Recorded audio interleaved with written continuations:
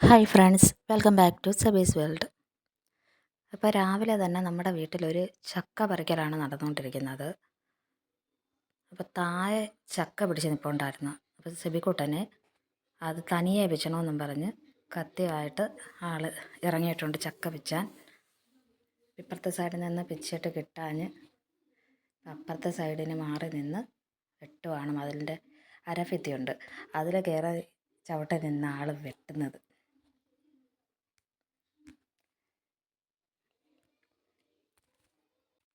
ആൾ ചക്ക വെട്ടി ഏകദേശം വെട്ട് കൊണ്ടിട്ടുണ്ട്. ഇപ്പം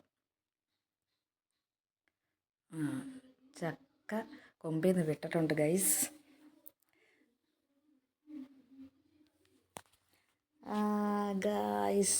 സബിക്കുട്ടൻ അതിവിജയകരമായി ചക്ക വെട്ടിയിട്ടു. അത് കഴിഞ്ഞപ്പോഴത്തേക്കും നമ്മുടെ വീട്ടിൽ ചക്ക പറിക്കാൻ ആൾക്കാർ വന്നിരുന്നു. അപ്പോൾ ചക്ക പറിക്കാൻ വന്ന ആൾക്കാർ അവരെ ബുദ്ധിപരമായിട്ടാണ് കാര്യങ്ങൾ ചെയ്യുന്നത്. അവർ ഒരു റോപ്പിൻ്റെ അറ്റത്ത് ചാക്ക് കെട്ടിയിട്ട് അതിനകത്ത് ചക്ക വെട്ടി വെച്ച് അതങ്ങനെ ചാക്കിറക്കി കൊടുത്തു. അപ്പം താഴെ നിന്ന ആൾ അത് ചാക്കിൽ നിന്ന് മാറ്റിയിട്ട് ആ ചാക്ക് പിന്നെയും മുകളിലോട്ട് വിട്ട് കൊടുത്തു. അപ്പോൾ അങ്ങനെയാണ് അവർ ചക്ക വെട്ടിക്കൊണ്ടിരിക്കുന്നത്. അതാകുമ്പോൾ ചക്ക പൊട്ടാതെ കിട്ടുമെന്നാണ് അവർ പറഞ്ഞത്. അവർ വെട്ടി വെച്ച ചക്കയാണ് കഴിച്ചത്. ഏകദേശം വിളഞ്ഞ് നോക്കി അവർ വെട്ടിയെടുത്തിട്ടുണ്ട്. അത് കഴിഞ്ഞ് ഞങ്ങളുടെ വീട്ടിൽ വന്നു. എൻ്റെ വീട്ടിൽ ഇന്ന് ഗൈസ് ഇത് റോമിൽ നിന്ന് കൊണ്ടുവന്ന കുരിശാണ്. അപ്പോൾ യൂണിറ്റ് അടിസ്ഥാനത്തിൽ ഓരോ വീടുകളിൽ കൊണ്ടുവച്ച് ആ യൂണിറ്റ് തലത്തിൽ എല്ലാവരും ചേർന്ന് പ്രാർത്ഥന നടത്താം. അപ്പോൾ അങ്ങനെ പ്രാർത്ഥന കഴിഞ്ഞ് ഞങ്ങളുടെ യൂണിറ്റിലെ പ്രാർത്ഥന കഴിഞ്ഞ് കുരിശ് രൂപം തിരികെ കൊണ്ടുപോവുകയാണ്.